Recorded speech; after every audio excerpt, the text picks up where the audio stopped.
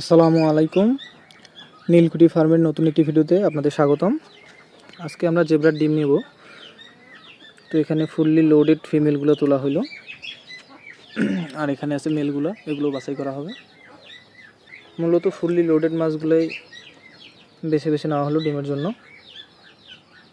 এখানে রেডিয়ামের পরিমাণ আছে 40% মতো, প্রতিটাই হাইফিন।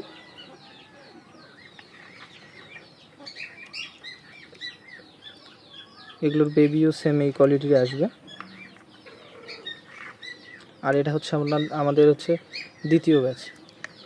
এটা হচ্ছে আমাদের ব্রিডের দ্বিতীয় ব্যাচ। প্রথম ব্যাচের পোনাগুলো বড় হয়ে গেছে, ইনশাল্লাহ মাস খানেকের মধ্যে সেল পোস্ট দেখতে পাবেন। আর এখানে এখন মেলগুলো বাছাই করব। মেলগুলো বাছাই করা শেষ, এখন একসাথে করব। আর ফাইনালি এখন আমরা মাছগুলোকে ব্রিডিং বক্সে দিয়ে দিব। ব্রিডিং বক্স আগে থেকে রেডি করে রাখছিলাম প্লান্ট সহ।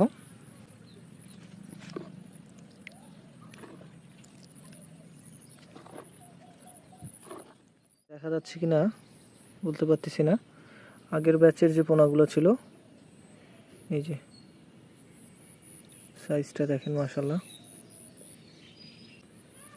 তো আশা করতেছি আগামীকালকের মধ্যেই ডিম দিয়ে দিবে। তো আজকের ভিডিও এই পর্যন্তই। আল্লাহ হাফেজ।